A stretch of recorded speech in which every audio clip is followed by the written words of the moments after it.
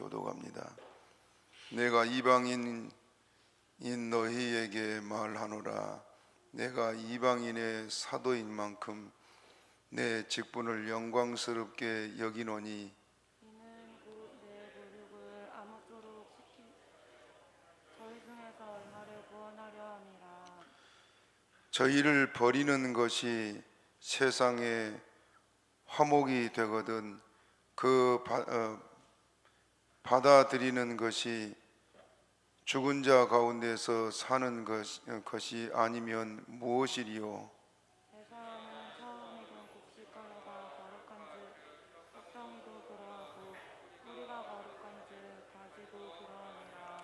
또한 가지 얼마가 꺾여졌는데 돌 감람나무인 내가 그들 중에 접붙임이 되어 참 감람나무 뿌리에 진액을 함께 받는 자 되었은즉 그 가지들을 향하여 가공하지 말라. 가공할지라도 내가 뿌리를 보존하는 것이 아니요 뿌리가 너를 보존하는 것이니라. 그러면 내 말이 가지들이 꺾이운 것은 나로 접붙임을 받게 하려 함이라 하리니 옳도다. 저희는 믿지 아니하므로 꺾이우고 너는 믿음으로 섰느니라. 높은 마음을 품지 말고 도리어 두려워하라. 하나님이 원 가지도 아끼지 아니하셨은즉 너희도 아끼지 아니하시리라. 그러므로 하나님의 인자와 어미를 보라. 넘어지는 자들에게는 어미가 있으니 너희가 만일 하나님의 인자에 거하면 그 인자가 너희에게 있으리라. 그렇지 않으면 너희도 지키는 것 되리라. 저희도 믿지 아니하는데 거하지 아니하면 접붙임을 얻으리니 이는 저희를 접붙이실 능력이 하나님께 있음이라. 내가 원돌 감람나무에서 찍힘을 받고 본성을 거스려 좋은 감람나무에 접붙임을 얻었은즉 원 가지 이 사람들이야 얼마나 더 자기 감람나무에 접붙이심을 얻으라. 아멘. 아버지 하나님, 이 저녁도 우리를 주임 전에 보내주시고 또 주의 말씀 듣게 하시니 감사합니다. 이렇게 주의 말씀 듣고 마음껏 주님을 예배하게 하신 주님 참으로 감사합니다. 세계 도처에서는 지금 예배를 자유롭게 드리지 못하고 숨어서 아버지 하나님 예배 드린 것이 얼마나 많습니까? 우리에게 이런 자유를 주셨을 때 주님 앞에 온전히 예배하게 하여 주시고 말씀으로 잘 무장될 수 있도록 말씀 듣는 길을 열어 주옵소서. 주님 이 시간도 성령으로 충만케 하여 주옵소서. 예수님의 이름으로 기도옵나이다. 아멘. 11장에서는 이스라엘이 예수님을 영접지 않고 믿지 않으므로 구원이 이방에 넘어가게 된 사실에 대해서 말씀하고 있습니다. 이것은 하나님의 예정입니다.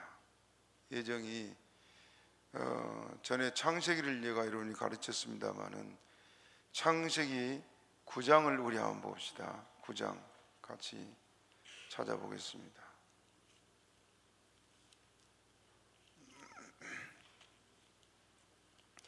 노아 홍수 후에 있었던 사건, 노아 홍수에 있었던 사건으로 9장 25절부터 27절까지 같이 읽어봅시다. 시작. 이에 가로되 가나안은 저주를 받아 그 형제 종들의 종 되기를 원하노라. 또 가로되 셈의 하나님 여호와를 찬송하리로다. 가나안은 셈의 종이 되고 하나님이 야벳을 창대케 하사 셈의 장막에 거하게 하시고 가나안은 그 종 되기를 원하노라 하였더라. 자, 여기 26절에 셈의 하나님 여호와를 찬송하리로다 그랬죠. 이게 뭐라 그랬습니까? 셈의 하나님이 누구예요?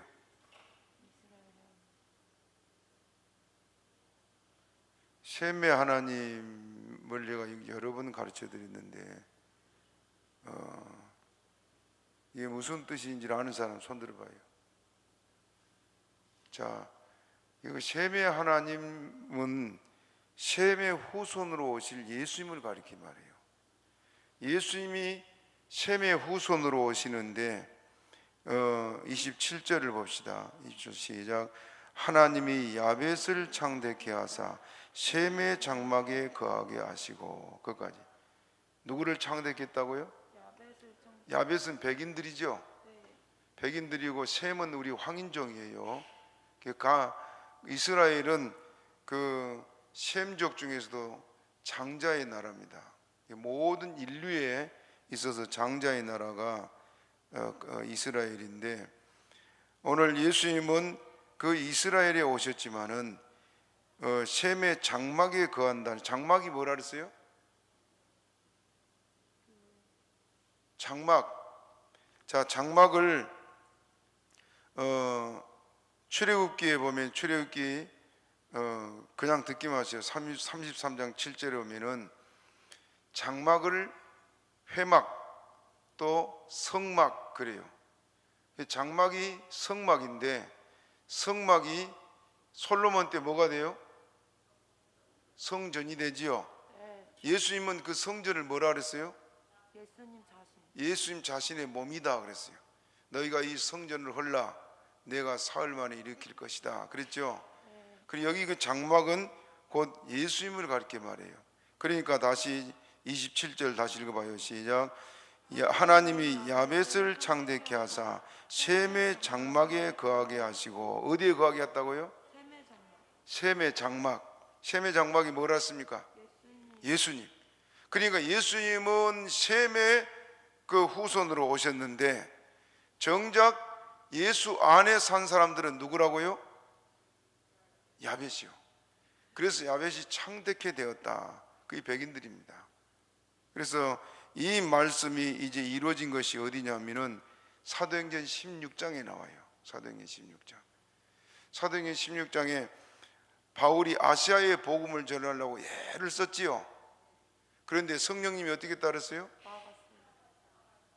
허락지 않고 계속 막았어요. 그래서 이제 자꾸 성령님이 길을 막으니까, 그때 이 사도들은 밤마다 철야했잖아요. 예수님의 훈련을 받아가지고. 그래 그 밤에 나가서 기도를 하는데, 밤에 환상 중에 저 유럽에 지금 그리스 나라요, 그 마게도냐라 그래요. 거기를 마게도냐에서 흰옷 입은 사람이 손짓을 하면서 건너와서 우리를 도와주세요 그런단 말이에요. 그걸 환상으로 봤어요. 꿈으로 본 게 아니고.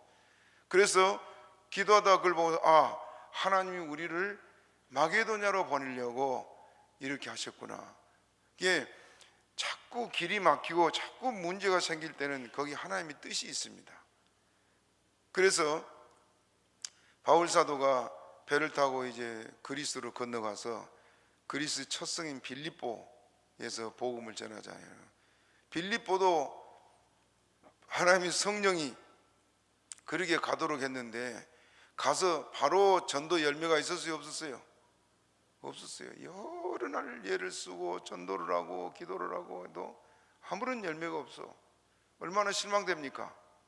그 어느 날 이제 안식일에 기도하려고 강가를 찾아갔는데, 그곳이 여자 몇 사람 모여서 그 기도하고 있는 걸 보고는 그들에게 말씀을 전했는데, 그들 중에 우리가 잘 알다시피 루디아라는 여자가 말씀을 듣고 은혜를 받은 겁니다. 하나님 그 한 사람 준비해놨어요. 그 한 사람 예수 믿었는데, 그 한 사람을 통해서 빌립보 성이 예수 믿는 놀라운 역사가 일어나지 않습니까? 겨우 한 명? 우리는 그리 생각할 수 있지만은 그 한 명이 천을 이루고 강국을 이룹니다. 그 믿음의 아멘 하시 바랍니다. 여러분들이 이거 전도할 때 절대로 전도를 소홀히 하지 말고 한 사람을 천을 알고 그렇게 전도하시기 바랍니다. 저도 제 스승이 늘 저에게 하는 말이 뭐냐면, 너는 교인들 한 명을 1000명으로 알고 설교해라.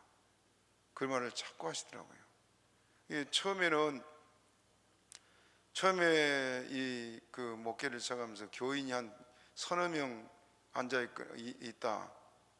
그러면 설교 준비는 얼마나 힘들겠는데, 선회목 넣고 설교를 하려면은 좀 재미도 없고 그렇지요.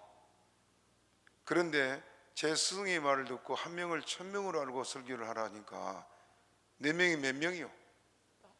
4000명 아니요? 얼마나 많습니까? 그러니까 그 4명 2명 앉혀놓고 그냥 부흥 집회를 하고 늘 그래왔습니다. 한 명을 여러분이 크게 여기시길 바랍니다. 이제 지금 얘기한 창세기와 사도행전의 얘기가 여기 지금 기록되고 있어요. 여기 봅시다. 로마서를 다시 돌아가서 봅시다. 로마서, 유대인들이, 이스라엘 사람들이 그 예수를 끝내 믿지 않고 거역을 하는 그것 때문에 구원이 이방으로 넘어갑니다. 그래서 바울 사도도 이제 그 핍박하는 유대인들을 피해서 사도행전에서도 이 하나님께서 구원을 이방에 넘겨준다고 그러면서 갔어요. 자, 11절 12절을 봅시다. 로마서 11장 11절 12절 시작. 그러므로 내가 말하노니 저희가 넘어지기까지 실족하였느뇨? 그럴 수 없느니라. 저희의 넘어짐으로 구원이 이방인에게 이르러 이스라엘로 시기나게 합니다. 거기까지. 자, 이스라엘이 예수님을 십자가에 못 박았지요. 그리고 예수님이 부활했습니다. 부활한 걸 제사장들이 압니까 모릅니까? 알지요. 로마 군병들이 와가지고 예수님 살아났다고 보고했잖아요. 그래서 제사장들은 어떻게 했어요? 돈을 많이 주고 입을 동으로 막아버렸어요. 그게 받는 놈하고 먹는 놈은 말이 없대요. 이 지금 군병들도 돈을 받았으니까 말하면 안 되지요. 입 싹 닫고. 그렇다고 예수님이 부활한 것이 안 알려집니까? 그래서 예수님이 부활한 것을 이 제사장들도 알고 그들이 알면서도 끝내 믿질 않았습니다. 끝내. 너무 확실한 일들이 그들 앞에 일어났잖아요. 그렇죠? 많은 증거를 예수님이 보여주셨고 말씀으로 확실하게 가르치셨고 많은 이적과 표적도 나타나셨고 내가 죽은 다음에는 3일 만에 다시 살아날 것이라고 말씀하신 대로 살아났어요. 그런데도 믿지를 않았습니다. 왜 그랬을까요? 왜? 그렇게 확실한 일들을 보면서 왜 안 믿었을까요? 자, 여기 한번 봅시다. 5절부터 봐요. 5절부터 시작.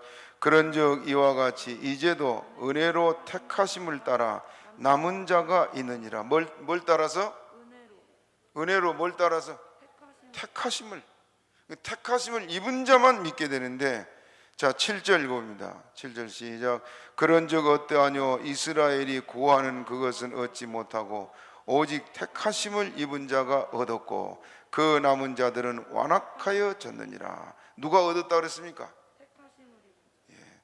택함 받지 않은 이 사람들은 그 확실한 증거들을 보면서도 안 믿고 보고 알면서도 인정하지 않으려고 한 것이 바로 이들이에요. 그래서 예수님은 그들을 보고도 보지 못하고 들어도 듣지 못한 자들이라고 책망하고 있습니다. 우리가 듣고 믿어진다는 것이 놀라운 축복이요 은혜입니다. 왜냐? 하나님이 창시부터 우리를 하나님의 자녀로 택하셨기 때문에 그렇습니다. 그렇게 믿습니까? 예, 우리가 이렇게 믿어진 것은 큰 은혜고 복인데 이들은 완악해져서 믿지 않고 또 8절 읽어봐요. 8절 시작. 기록된 바 하나님이 오늘까지 저희에게 혼미한 심령과 보지 못한 눈과 듣지 못한 귀를 주셨다 함과 같으니. 누가 줬다고요? 하나님. 혼미한 심령, 보지 못한 눈, 듣지 못한 귀. 보았어요? 안 봤어요? 봤어요. 들었어요? 안 들었어요? 들었어요. 보고 들으면서도 안 믿어. 왜 그렇다 그랬어요? 완악해졌어. 예, 하나님이 택함 받지 않은 사람은 완악해질 수밖에 없습니다. 그럼 택함 받은 사람이 왜 믿어집니까? 우리 의지로 믿어져요? 성령님이 믿게 하십니다. 하나님의 자녀에게는 성령을 부으셔서 그래서 성령이 우리를 믿게 하시고 성령으로 기도하게 하시고 성령으로 봉사하게 하시고, 지난주에 제가 말씀드렸죠. 성령으로 행하게 하시고, 그 우리는 오직 성령을 따라 사는 것이 바로 믿는 사람들의 생활입니다. 그래 믿으면 아멘 하시 바랍니다. 자, 그래서 이제 이렇게 이스라엘 사람들이 예수를 끝내 배반하고 거역하니까 그들의 실족함으로 구원이 어디로 갔다 그랬어요? 이방인을 넘어갔다. 우리가 이 이스라엘 사람들이 넘어진 것 때문에 우리는 살게 됐습니다. 그렇죠? 이스라엘 사람들은 다 믿었다면 우리가 또 구원 못 받을 수가 있습니다만은 그들의 넘어짐이 오늘 우리가 살게 되는 놀라운 은혜예요. 그래서 13절 이제 같이 읽어봅니다. 13절 시작. 내가 이방인 너희에게 말하노라. 내가 이방인의 사도인 만큼 내 직분을 영광스럽게 여기노라. 예. 그 사도를 바나바도 사도라 그랬고 바울도 사도라 그러지요. 예. 신학자들은 예수님의 제자들만 사도로 이렇게 말하는데 거기에 바울을 넣습니다. 성경은 바나바도 사도라 그래요. 그런데 사도들 중에 대표적인 사람이 두 사람이에요. 베드로와 바울입니다. 베드로에게 준 사역은 어디라 그랬어요? 유대인의 사도로 세웠다 그랬어요. 베드로는 죽을 때까지 그가 한 사역이 이스라엘 사람들, 유대인을 중심한 사역을 했어요. 그래서 이스라엘의 그 막 놀랍도록 부흥을 하던 교회가 핍박으로 해서 다 흩어졌지요. 그래서 베드로의 사역도 쉽지 않았는데 베드로는 그 흩어진 성도들을, 나그네던 성도들을 찾아다니면서 목회를 했어요. 그게 우리말로 하면 신방 목회를 했단 말입니다.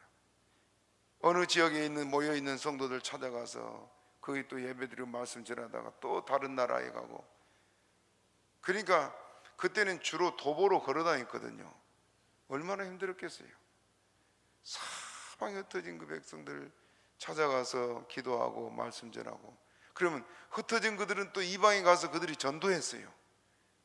그래서 베드로는 이렇게 유대인의 사도로 일했지만은 바울 사도는 이방인의 사도로 하나님이 세웠습니다. 그러니까 나중에 이제 바울 사도가 사도행전을 우리가 공부할 겁니다만은 막 성령이 막으시고 또 성령님이 선자들을 통해서 예언을 하고, 그렇게 예루살렘을 못 가게 사도 바울을 막았지요.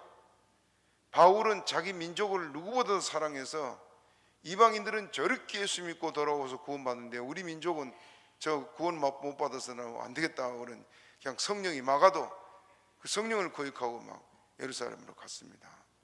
그 결과가 어떻게 됐어요? 한 명도 전도 못하고 죄인이 돼가지고 묶여가지고 로마로 끌려가지 않았습니까? 왜 그랬을까요? 그의 사역은 이방인 사역이 있으니까. 차라리 예루살렘에 안 갔더라면 더 많은 일을 할 수가 있었을 겁니다. 그렇죠? 그렇기 때문에 하나님께서 우리 각자에게도 달란트를 줬지요. 목사는 목사로서 해야 될 달란트를 주고, 여러분이 해야 할 달란트가 있습니다. 만약에 여러분을 보고 강대성 설교하라고 계속 하면은 한두 번은 할지 모르겠어요. 우리나라 같은 경우, 우리 교회 같은 경우에는 지금 우리 전사님이 있지만은 주로 이제 제가 다 새벽 기도까지 다 인도해야 되니까 매일매일 설교를 해야 되잖아요. 신방 가서 또 설교해야 되지요. 미국에서 온 목사님들이 한국교회 목사님 보고 놀려버린대요. 거기 일주일에 딱 한 번 설교, 한 번. 그런데 이거는 설교, 오늘도 지금 제가 대신방 다니다가 지금 오후에 와가지고 설교 준비를 하는데 어찌나 피곤해서 그게 좀 졸다가 이렇게 설교를 준비하고 나왔거든요. 근데 이렇게 목회를 하는데 아마 성도들을 여기 다내서 놓고 그렇게 하라 그러면 할 수 있겠어요? 그게 안 돼요. 왜? 하나님 주신 달란트가 달라서 그래요. 이해가 됩니까? 바울이 이방인의 사도를 해서 이방인의 복음만 전하면 됐지 뭐하러 또 예루살렘 갔다가 그곳 생활을 해요. 또 예루살렘이 제수가 되고 가다가 뭐 유라굴로라는 큰 풍랑을 만나가지고 뭐 14일간 굶어 죽을 뻔했잖아요. 풍랑에 죽을 뻔하고. 그런 고생을 안 해도 될 고생을 그렇게 했습니다. 왜? 자기 사역지를 떠나서 그래요. 우리도 각자에게 준 달란트가 있는 줄 여러분이 믿고 순종하시기 바랍니다. 그래서 이제 바울 사도는 자기가 이방인의 사도인 만큼 이방인의 사도가 된 것을 자기 직분을 영광스럽게 여긴다, 그런 말을 하고 있습니다. 왜 그랬을까요? 자, 자기가 이방인을 전도하니까 이방인들은 막 바울이 전도만 하면 다 돌아왔지요. 그래서 어느 한 3개월 또 며칠 그렇게 있다가 떠났는데 그 교회가 서고, 뭐 에베소 교회 같은 데는 한 1년을 있으면서 말씀을 전했다고 그럽니다만은, 그렇게 그 많은 교회들을 세우는데 가서 며칠 말씀 전하고 나면 또 교회가 서고, 그러니까 어마어마한 열매를 맺었잖아요. 그 열매를 맺어서 이방인들이 막 예수 믿고 돌아올 때마다 바울의 마음에는 뭐가 있었어요? 자기 민족. 우리 민족은 그 마음이 늘 마음이 있었단 말입니다. 그래서 바울이 지금 영광스럽게 여겼다는 말이 두 가지 의미가 있는데, 첫째는 이방인들이 막 믿고 돌아와서 그렇게 많은 영혼이 구원받으니까 그게 영광스럽고, 둘째는 뭐냐, 이방인들이 이렇게 막 예수 믿고 구원받고 복을 받고 하는 걸 보니까 이스라엘 사람들은 어떻게 했어요? 시기가. 그래서 그 말을 14절에 기록하고 있어요. 읽어봅시다. 14절 시작. 이는 혹 내 거륙을 아무쪼록 시기케 하여 저희 중에서 얼마를 구원하려 함이라. 자기가 이렇게 막 말씀을 전해가지고 자기 민족들이 막 시기해서 결국은 그들이 이방인들이 예수 믿고 잘된 거 보고 그 중에 얼마는 예수 믿고 돌아올 것이다, 그것이 영광스럽다고 말입니다. 자기 백성 소수라도, 내가 이방인 전도하는 이 일로 인해서 내 민족이 소수라도 예수 믿고 돌아온 것이, 그것이 영광스럽다. 이해가 됩니까? 우리로 말하면 여러분 가족 아니에요. 가족들 중에 안 믿는 사람들이 돌아오면 얼마나 기뻐요. 이제 안 믿는 식구가 있는 가정들은 기도 많이 하고 전도하시기를 바랍니다. 바울 같은 심정이 있어야 돼요. 바울 같은. 자, 또 15절을 같이 봅니다. 15절 시작. 저희를 버리는 것이 세상의 화목이 되거든 그 받아들이는 것이 죽은 자 가운데서 사는 것이 아니면 무엇이리요. 좀 어려운 그 내용인데요. 저희를 버리는 것이, 14절에 우리가 한 번 더 봅시다. 14절 한 번 더 읽어봅니다. 시작. 이는 혹 내 거륙을 아무쪼록 시기케 하여 저희 중에서 얼마를 구원하려 함이라. 바울이 완악해진 이스라엘 가운데서 구원이 보장되어 있는 남은 자들, 그들이 시기해서라도 돌아오기를 바란다 그랬습니다.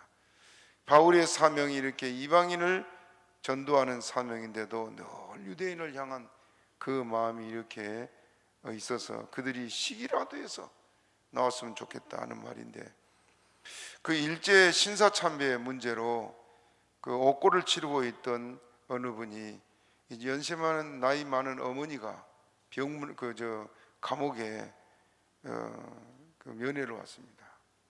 그 어머니를 만나 면회를 했는데 그 어머니 심정이 어쩌겠어요.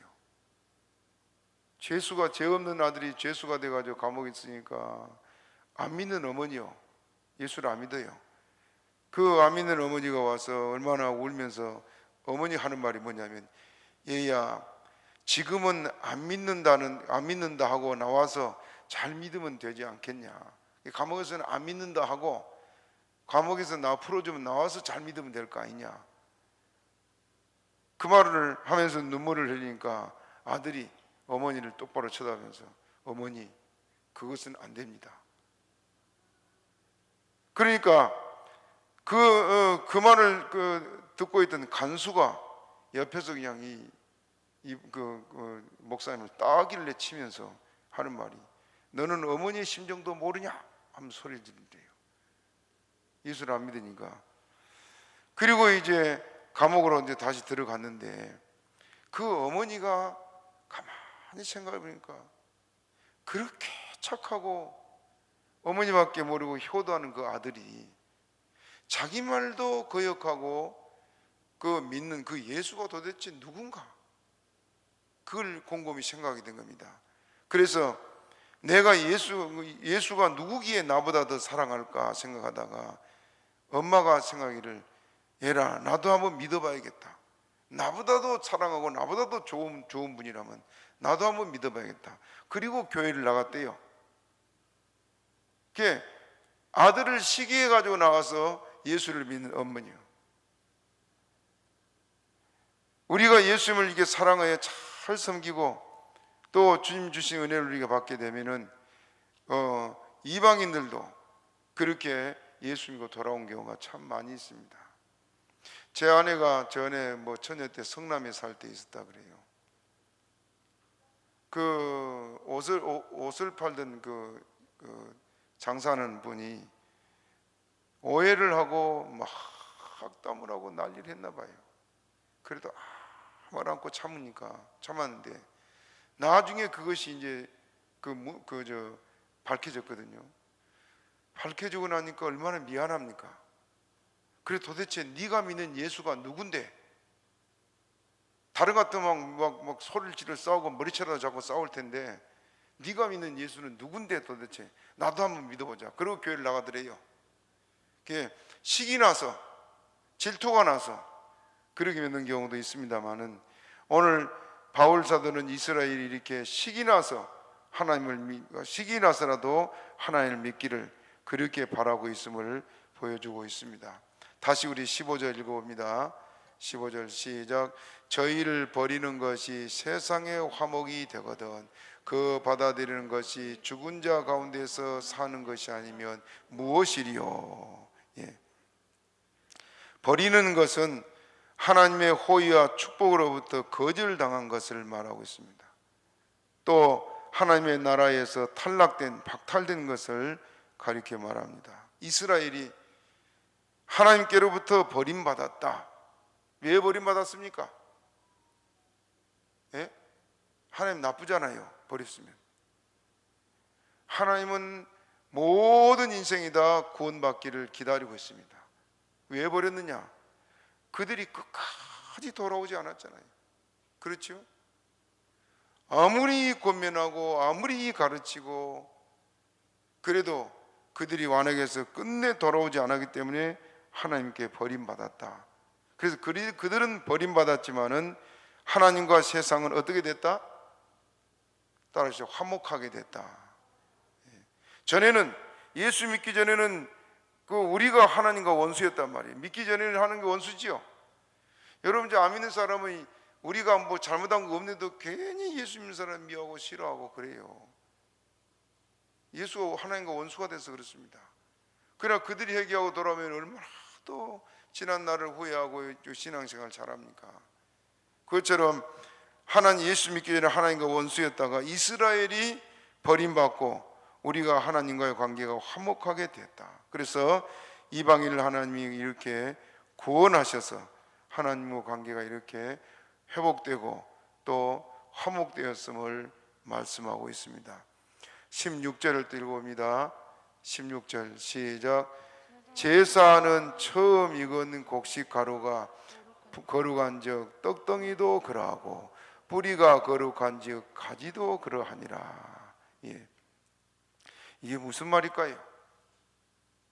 좀 어려운 말인데요. 민수기 15장 17절부터 21절을 인용한 말인데요. 한번 보여줘 보세요. 민수기 15장 17절부터 21절 같이 읽어봅시다. 시작. 여호와께서 모세에게 일러 가라사대 이스라엘 자손에게 고하여 이르라. 너희가 나의 인도하는 땅에 들어가거든 그 땅의 양식을 먹을 때 여호와께 거제를 드리되, 거제는 곡식으로 들은 거예요. 그 다음에 너희의 처음 익은 곡식가루 떡을 거제로 타작마당에 거제같이 들어드리라. 예. 또 읽읍시다. 시작. 너희의 처음 익은 곡식가루 떡을 대대의 여호와께 거제로 드릴지니라. 예. 곡식으로 드린 제사가 무슨 제사라고요? 거제라. 그래서 거제. 처음 익은 곡식. 6월절 절기 때, 6월절 절기가 이스라엘은 4월이거든. 4월인데 우리나라 같은 경우에는 보리나 밀을 언제 추수해요? 예? 장로님, 6월 달에, 6월 장마 전에 6월 한 15일 아니면 20일쯤 장마가 시작되는데 5월 말부터 그 6월 한 20일 안에, 보름 안에 수확을 해요. 보리 수확은 굉장히 서두릅니다. 왜냐하면 그 보리는 비 맞으면 그냥 싹이 바로 나버려요. 그래서 막 보리 타작을 할 때요, 밤을 새웠어요. 밤을 새워.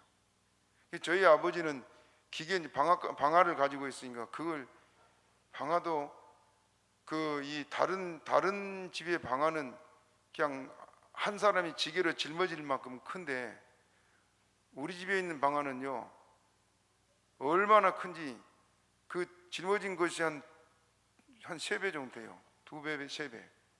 어마어마하게 커요. 또 저희 아버지는 지게도 남보다 배로 커요. 지게도 막 얼마나 튼튼하고 무거운지 몰라.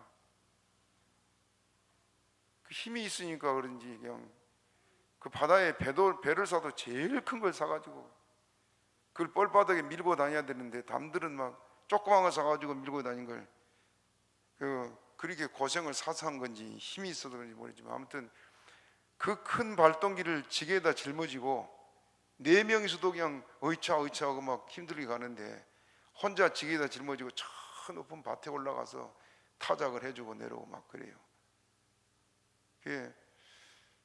그런데 보니까 그 보리 타작을 밤을 새워요. 밤을 새워. 얼마나 고생을 하는지 몰라요. 보리 타작할 때 가끔 그래요.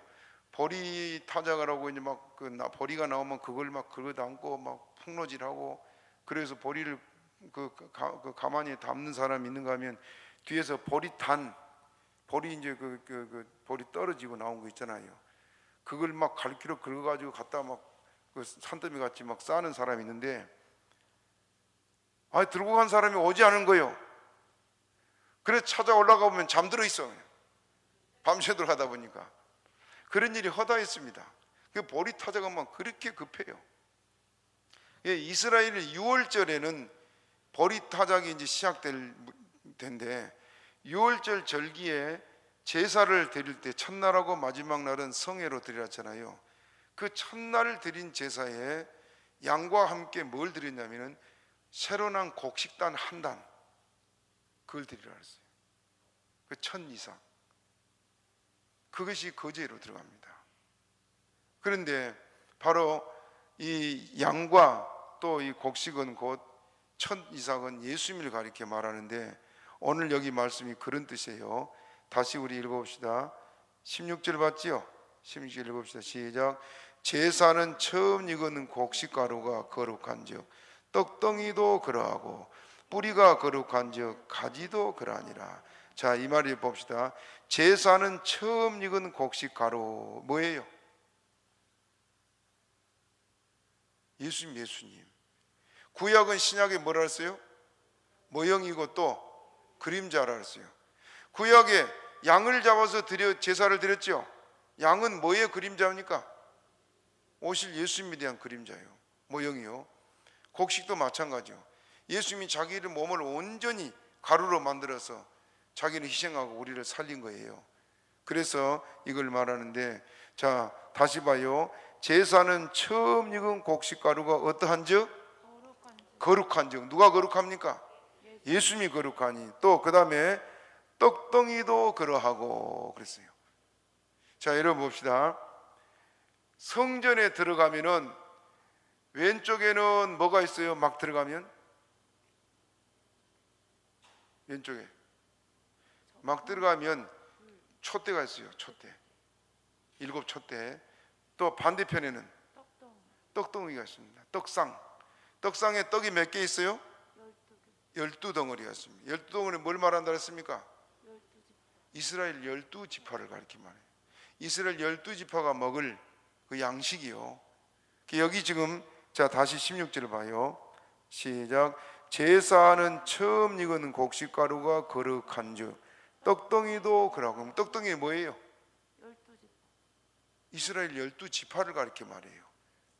그런데 실질적으로 12지파에 들어가는 사람들이 이스라엘 사람들입니까? 이방인 우리도 해당됩니까? 우리도 해당돼 택함 받은 우리가 다 그 지파에 속해요. 예? 이스라엘이 완화가서 다 버림받고 이스라엘 중에도 얼마, 이방인 중에서도 얼마, 그것이 바로 그 구원받은 사람들인데 그 떡덩이를 바로 우리를 거기 포함하고 있습니다. 믿습니까? 또 봅시다. 뿌리가 거룩한즉 가지도 그렇고. 가지는 뭐예요? 예? 자, 가지를 봅시다. 그러면 17절 읽어봐요. 시작. 또한 가지 얼마가 꺾여졌는데 돌감람나무인 내가 그들 중에 젖붙임이 되어 참 감람나무 뿌리의 진액을 함께 받은 자 되었은즉. 이해가 됩니까? 가지가 뭐예요? 가지는 이스라엘 백성들 아니에요. 그렇죠? 다시 봅시다. 17절. 지금 감람나무를 지금 의인화한 거지요. 자, 다시 읽어봅니다. 시작. 또한 가지 얼마가 꺾여졌는데 뭐가 꺾여졌다고요? 가지가. 그런데 그 꺾여진 자리에 뭐가 들어갔어요? 돌감람나무. 그래서 참감람나무 진액을 얻었다. 그 참감람나무 진액은 어디서부터 옵니까? 여기 봐요. 17절에 어디라 했어요? 뿌리. 그럼 다시 16절 봐요. 16절 시작. 제사는 처음 익은 곡식가루가 거룩한즉 떡덩이도 그러하고 뿌리가 거룩한즉 가지도 그러하니라. 뿌리가 뭐라고요? 예수님이 거룩하니까 거룩하신 예수님께로부터 진액이 나와서 예수님께 붙은 자마다 어떻게 된다고요? 거룩해진다. 우리가 거룩해지는 길은 예수님 가까이 하면 돼요. 예수님과 멀어지면 더러워질 수밖에 없어요. 왜? 자꾸 세상에 보이고 죄악에 빠지게 되니까. 자, 그 다음에 또 봅니다. 예. 지금 17절 봐야죠. 17절 다시 봐요. 17절 시작. 또한 가지 얼마가 꺾여졌는데 돌감람나무의 내가 그들 중에 젖붙임이 되어 창감람나무의 뿌리에 진액을 함께 받는 것이. 자, 창감람나무가 뭐예요? 예수님. 예수님께 붙어있는 게 뭐예요? 가지요. 가지는 꽃이 피고 열매를 맺어야 되지요. 예수님이 계속 우리에게 성령을 보여주고 말씀을 주시고 힘을 주시고 모든 걸 공급해 주고 꽃 피고 열매 맺는 건 누가 해야 돼요? 가지가 해야 돼요. 우리가 해야 되는 말입니다. 우리가 전도의 열매 맺고 또 예수의 향기를 날려야 되고 기도해야 되고 그 모든 일을 바로 우리에게 해야 되는데 그 힘을 누가 공급해요? 뿌리. 예수님이 우리에게 계속 공급하고 있다. 지금도 공급을 믿습니까? 네. 이렇게 우리가 주님 앞에 나올 때마다 주님께서 우리에게 새 힘을 준 줄 믿으시기 바랍니다. 여기 돌감람나무는 그게 뭐예요? 돌감람나무는 이방인이야. 이방인. 바울 사도는 어디 사도라고요? 이방인의 사도다. 그렇기 때문에 참 감람나무 중에 얼마가 꺾였다. 이스라엘 백성 중에 얼마의 사람들이 다 예수를 끝내 안 믿고 완하게 돼서 그들은 버림받고 전체가 버림받은 거 아니에요. 얼마가 꺾였는데 그 꺾인 자리에 누가 들어갔다? 이방인 너희가 들어갔다. 돌감람나무 너희가 들어갔다. 우리는 본래 돌감나무다 그 말이에요. 예. 여러분 그 나무 젖붙여 봤어요? 젖붙임 해본 사람 손 한번 들어봐요. 장로님 안 해봤어요? 예? 아이고 그렇구나. 저는 중학교 다닐 때 기술 시간에 배웠어요. 기술 시간에 그 실한 이 나무 뿌리에다가 내가 하고자 하는 사과나 이런 거 거기에 껍질 벗겨서 접붙여 놓고 이렇게 비스듬히 묻어 놓으면 싹이 나더라고요. 예. 이런 데는 잘 안 되고 좀 물기가 촉촉 있는 게 논흙에서는 그게 잘 커요. 논흙에서는. 그래 요즘 뿌리 내리려고 물에 담가 놓은 경우도 있지요. 다른 것들. 자, 그래서 이렇게 접붙임을 받은 것처럼 우리가 참 그 접붙임을 할 때 나무에 접붙인 건 여러분 위에 접붙이는 거에 좋은 걸 올라갑니까? 나쁜 거 올라갑니까? 좋은 거 올라가야 되죠. 그리고 여기 반대로 뿌리는 좋은데 붙은 건 뭐라고요? 돌감나무.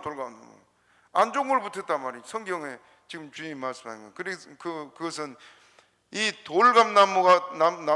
감람나무가 이 접붙임을 받았지만은 그것이 참 감람나무의 열매를 맺도록 그렇게 하신 것이 우리 하나님의 역사입니다. 그러면 우리는 참 보잘것없는 죄인들이고 쓸모없는 이방인들인데 하나님 우리를 이렇게 구원해 주시고 하나님 백성 삼아준 것을 여러분들 감사하시기를 바랍니다. 또 18절을 봅니다. 18절 시작. 그 가지들을 향하여 자긍하지 말라.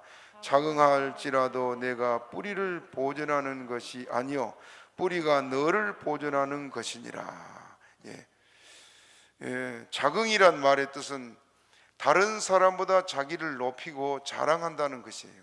결국 우월감이라는 표현으로 간단하게 할 수 있는데 남을 무시하고 남보다 난 낫다 하는 그게 자긍이잖아요. 그러니까 우리가 이스라엘을 향해서 우월감 갖지 말라 그 말입니다. 그들이 버린 것 같지만은 아니다 그 말이에요. 그 학자들 중에는 당시 로마 교회에서 로마가 세계를 지배했잖아요. 그 로마 교회에서 그 디아스포라라고 하는 말을 우리가 쓰지요. 유대인이 흩어진 나그네들을 디아스포라 그래요. 그 흩어진 나그네들이 이제 로마 교회에서 신앙생활할 때 로마인들이 구박하고 멸시하고 아마 그래서 이 말을 썼을 것이다. 학자들 중에는 그렇게 표현도 합니다. 아무튼 어떻게 된지 몰라도 이 말씀에 우리가 이방인 된 우리 돌감나무 된 우리가 예수 믿어 이제 참감람나무에 붙었으니까 뭐가 됐어요? 참감나무로 변했지요.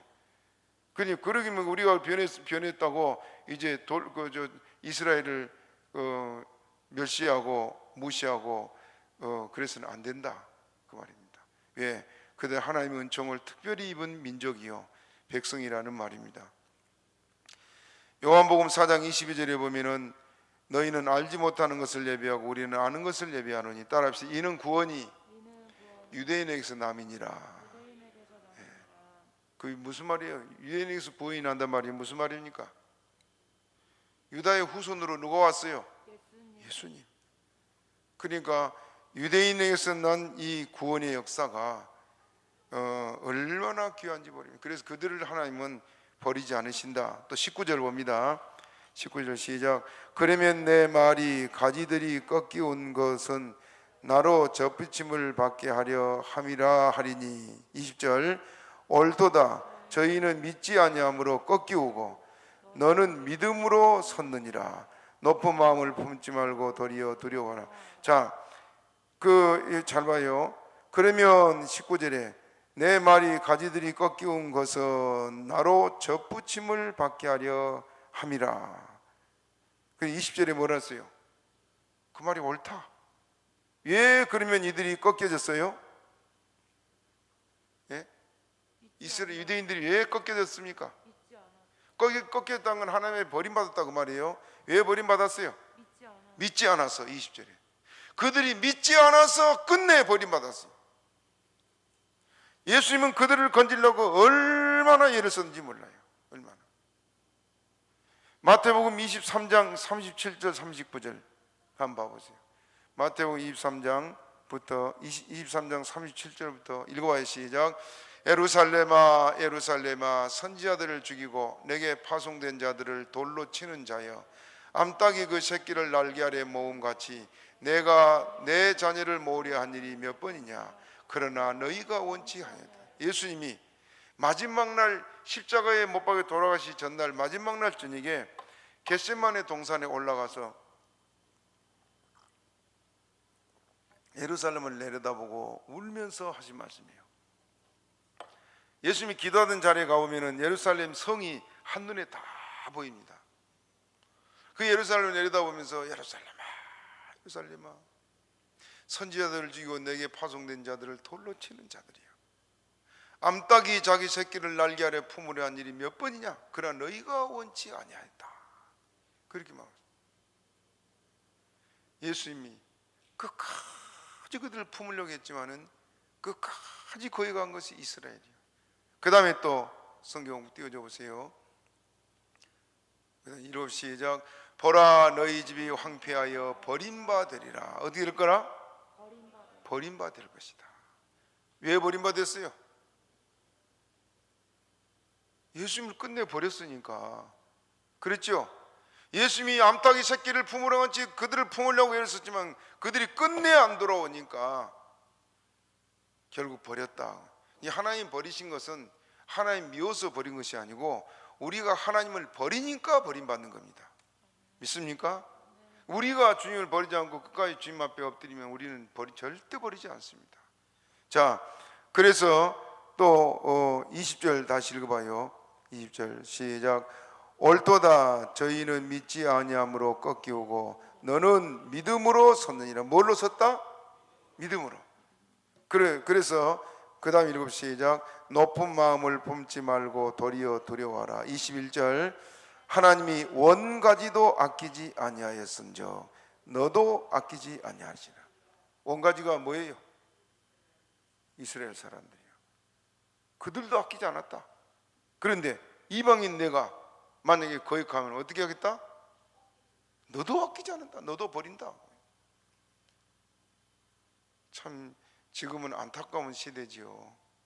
우리 부모 세대에 얼마나 신앙생활 잘했습니까? 근데 지금 젊은이들이 다 교회 떠나서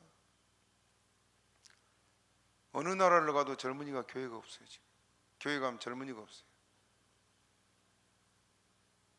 그들이 끝내 안 돌아와. 그게 참 기가 막힌 일입니다. 여러분들 자손들요 신경 많이 쓰세요. 만약에 여러분 보세요. 여러분 자녀들이나 손자들이 학교 가서 1등해서 상을 받아왔다. 좋아요 안 좋아요? 좋아가지고 칭찬하고 자랑하고 막 뭐 좋은 것도 사주고 행복해. 내가 행복해. 그렇죠? 그런데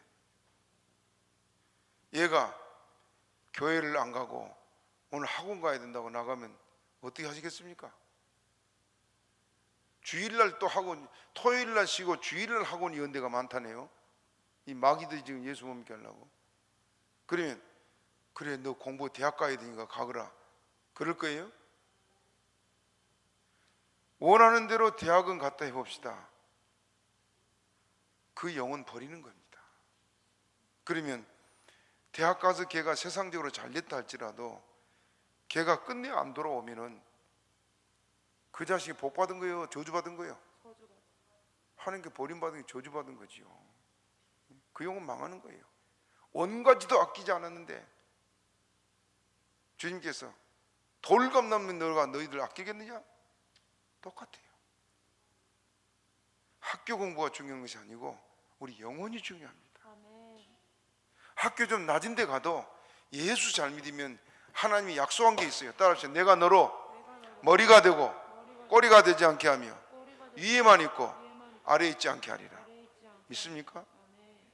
분명히 하나님 높여요. 분명히.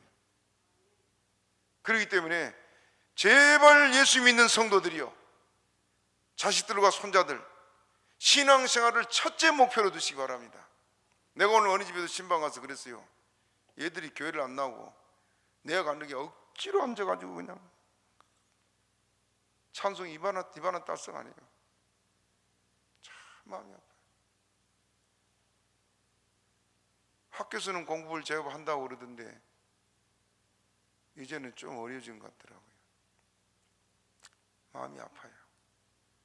걔들이 예수를 사랑한다면 하나님이 지혜도 더 주실 것이고. 여러분 보세요. 학생들이 하루 종일 책들을 공부한 줄 알아요? 헛짓한 게 더 많아. 우리가 잘할 때는 뭐 가지고 놀 게 없으니까 뭐 텔레비전 뭐 거의 뭐 다 했지만은 지금 애들은 핸드폰이 있지, 뭐 컴퓨터 있지, 즐길 게 너무 많아. 시간 보낼 게 너무 많아. 그러다가 그 부모들은 공부한 줄 알고 믿는데 공부 안 해, 이 자식들. 여러분들 그 아이들 참 신앙생활 잘하도록 가정예배도 꼭 드리고. 우리가 한동안 가정예배를 좀 뭐 바빠서 못 드렸더니 주은이가 책 들어가서 아빠 가정예배 드려요. 그래요. 가정예배 드리니 얼마나 은혜가 된지 몰라요. 제가 더 은혜가 돼요. 그 성경 한 장 한 절찬이 돌아가면서 읽고 교훈 한마디 해주고 그 마쳐요. 30분도 안 걸려요. 찬송 한 곡. 그런데 그 시간이 그렇게 좋고 가족이 화목되는 시간이요. 제가 서울에서 그 전도사 때 목회할 때 동생들 얘기를 전에 했을 겁니다. 동생들이 지혜롭고 일도 얼마나 잘하는지 몰라요.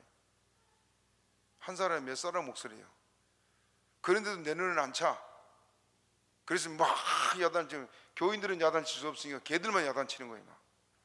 그 입이 이만하 나와가지고 말도 안 하고 그 저녁에 모여가지고 예배드리자.